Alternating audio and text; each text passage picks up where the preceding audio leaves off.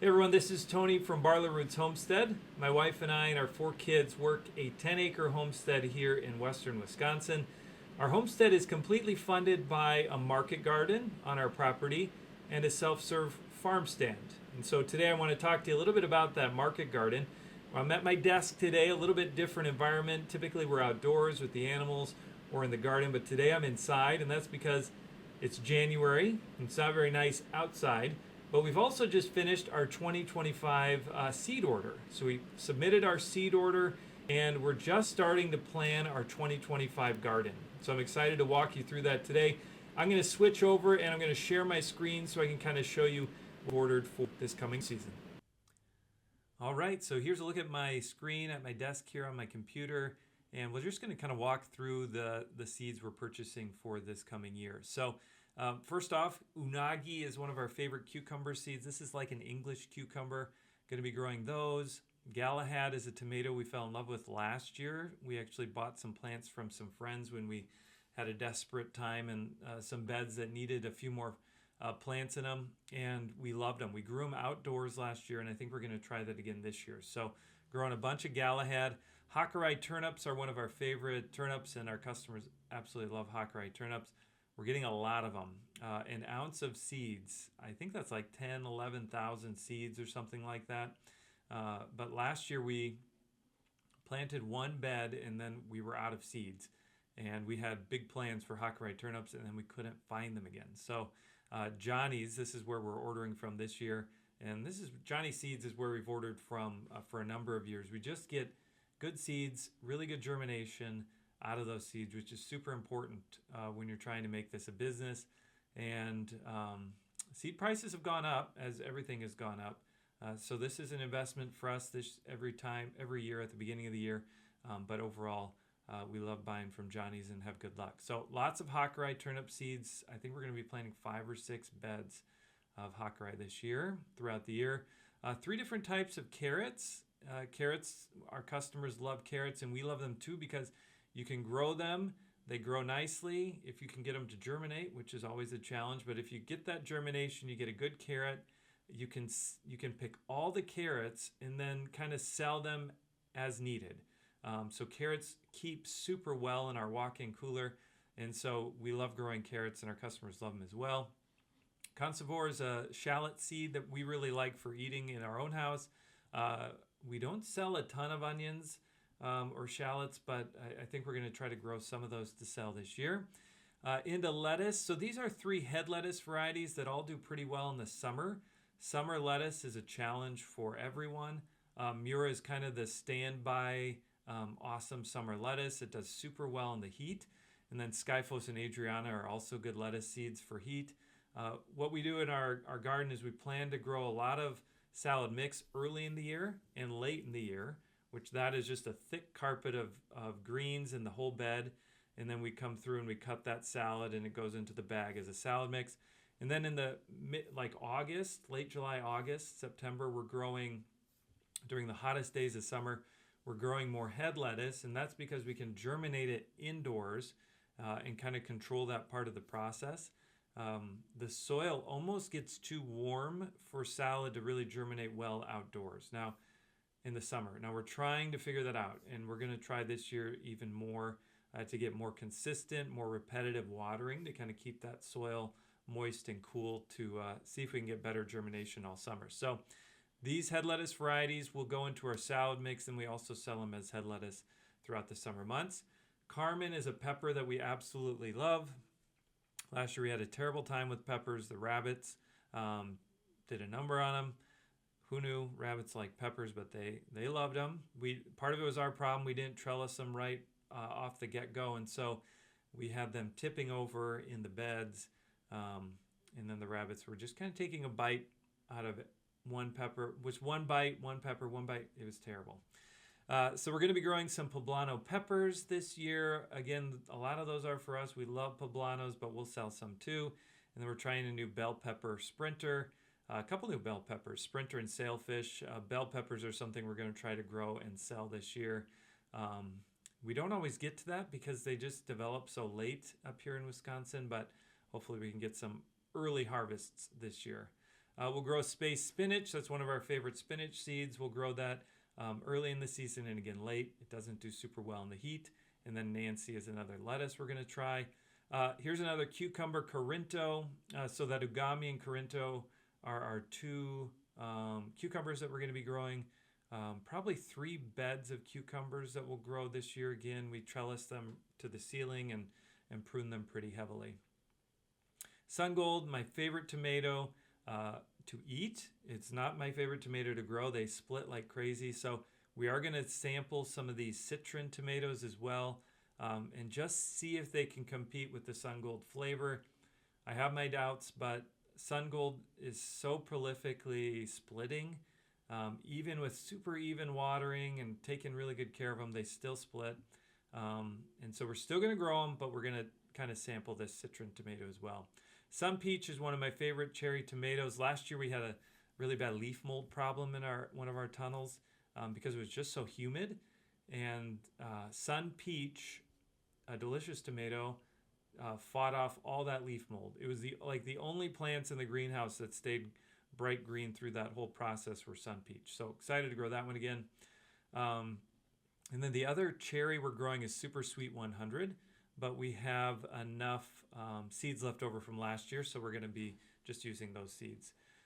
Mountain Merit and Defiant, 2 other determinate tomatoes along with Galahad. So determinate tomatoes just grow to a certain height and produce all their fruit kind of all at once, and then they quit.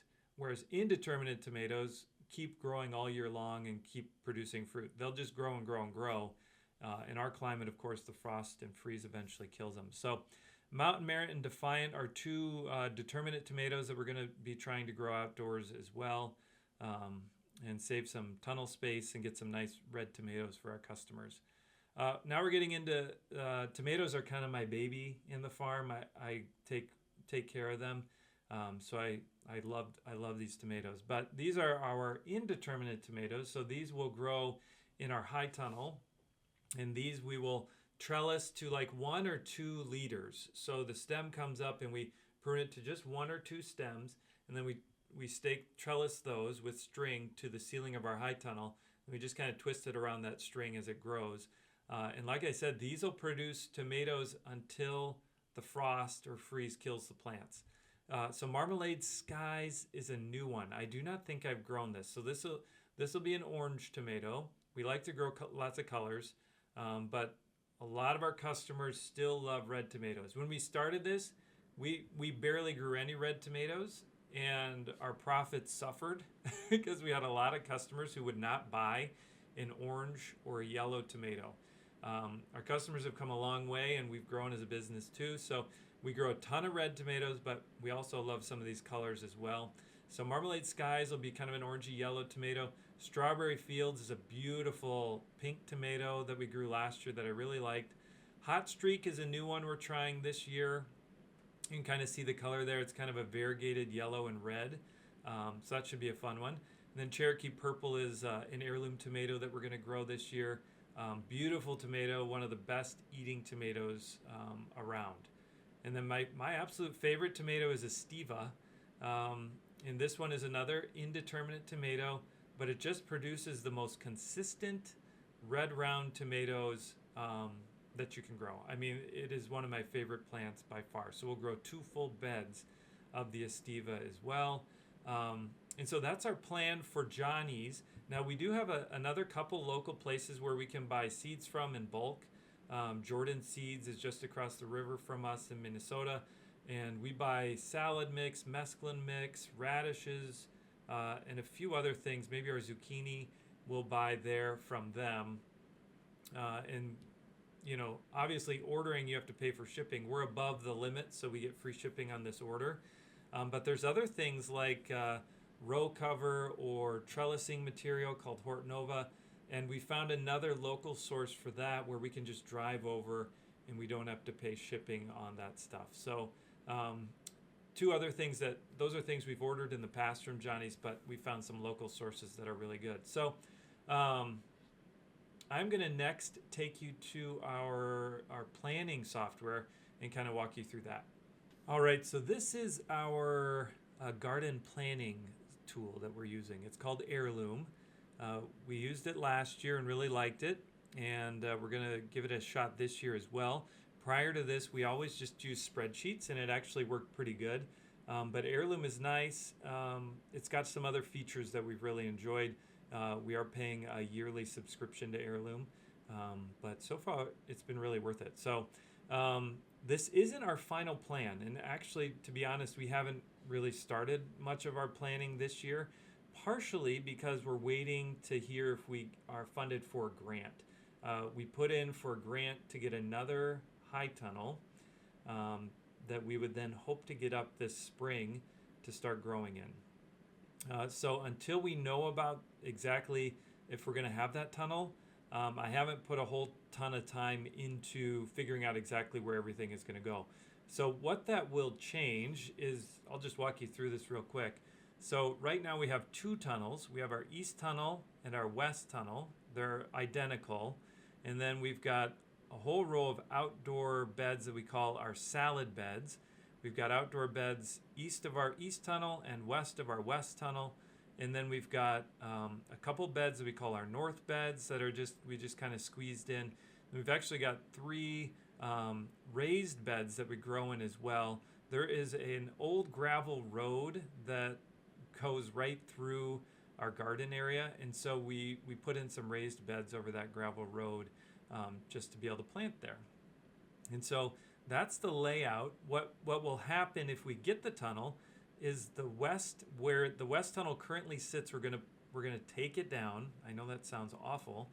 Take it down and move it, put it back up. So the west tunnel will actually we'll cover some of the west beds, but we'll also go a little beyond the west beds. And then the new tunnel will go where the west tunnel is. And so if that sounds like a lot of work, you're right, it is. I'm not really looking forward to it. But the west tunnel is in just the ideal spot for this new tunnel. And the new tunnel is also going to have some greenhouse space in it. So some space that we may heat early in the year and late in the year, where we can kind of extend our growing season. And so that's why its location is kind of important. So without knowing exactly how that's all going to play out, I don't really feel it's worth our time to go through and do the plan. But this is our plan from last year, and so I can show you some of what we did. And then I will just touch on this. This is what we call our homestead garden. This is in another part of our property. We built this garden just so we could grow food for ourselves, because we were taking up all of our garden beds with food for our customers, and we didn't have place for the crops that take a long time. Things like dried beans, onions, squash, pumpkins, sweet corn, popcorn, and so potatoes. So we built the homestead garden for that purpose. And so that's kind of an aside. So I'll just show you our salad beds. These are pretty interesting here. So you can see here, this is months of the year, and this is each bed. And so here we're growing lettuce, radishes, turnips, arugula, mesclun, spinach, carrots. This is kale, this is Swiss chard, and this is some basil, I think. And so what you see here, what the software allows you to do is you can kind of succession plant. So first we're going to plant salad turnips in bed 2 from April 1st to May 20th. And then once those are done, we'll be able to plant our radishes there, French breakfast radishes. After that's done, we'll be able to plant lettuce, and then again we'll be able to plant radishes. So you can see we're planting in many cases 4 different crops in these beds. Now, the lesson learned for us is we do need to work on the timing of some of this. So last year our cycle got off a little bit because sometimes in some seasons things just took longer than others. And that's just the way it is. And so we would get off then with our plantings. And so I think this year our plan is to give a little more pad between crops to kind of account for some of those challenges. If we can get a crop in early, that's awesome, and we will. But we want to try to be able to keep things on schedule and stick to the plan as much as we can. So this here is our west tunnel. Last year in our west tunnel, this was our first place we planted. So even at the end of February, we were planting carrots, and then in early March, lettuce, spinach, mesclun, and lettuce went in. And then as those crops came out, we planted our summer crops. So cucumbers went in this tunnel. We planted eggplant and some peppers, and then zucchini. And then at the end of the year, we replanted in some more of those cooler crops. So lettuce, spinach, mesclun, things like that. And then in our west beds, these were our outdoor beds. We had some tomatoes going, some cabbage, broccoli, onions, some green beans, and kohlrabi, things like that. So our east tunnel, here's one thing we found. Our east tunnel is actually shaded enough by trees surrounding our garden that it's not the best place to grow tomatoes. And in the past, it's done really well. We've grown tomatoes there just fine, but last year was cloudy and wet all of June, and our tomatoes suffered because it's so shaded early in the morning. The leaves just stay wet and they get a little disease prone. And so our plan with the new tunnel, if the grant is approved, the new tunnels will be, these tunnels on the west will be for tomatoes, cucumbers, and zucchini. And then this east tunnel will likely become a bed for more greens, carrots, items like that, that don't necessarily need that sunshine to really dry off. In fact, the shade is actually good for some of those crops, keeps things a little bit cooler. So that's our plan. This is, again, Heirloom, and this is the crop map for our garden. I'll have to do another video when we make our full 2025 plan. Here's a few other features here. So this is what they call the game plan. And so this is where you can kind of, again, see your crops and see when they're supposed to be planted into seed trays in some cases and then planted in the ground. You can also put in tasks like, okay, don't forget to weed the carrots, things like that. And then there's other spots. So this is where you can see all the seeds that you need to order based on what you're planning. Here's a look at when you're going to be harvesting things, and they actually do a projection. So they project how many, how your crops are going to be harvested, how many you're going to harvest. And then there's a tasks area where you can see, actually on a weekly basis, you can see the tasks that you need to do. Let's see if I can go forward a couple months here. And you can see some tasks start showing up there. So on Wednesday, March 12th, in the nursery, we need to start planting tomatoes. That's what this is showing us. So it's a great software and something we've really enjoyed learning about and enjoyed using and hope to put to good use this year once again. So that's the plan for 2025. Hopefully that was some good information for you, and hopefully that's something that can come in handy for you as you start planning your garden for this coming year. If you have any gardening questions, by all means, drop them down into the comments below, and I'll try to answer those as I can. If you like this video, we'd love for you to like it, and we'd love for you to subscribe as well as we start making some more content going into this new year. Thanks so much for watching, and we'll see you in the next video.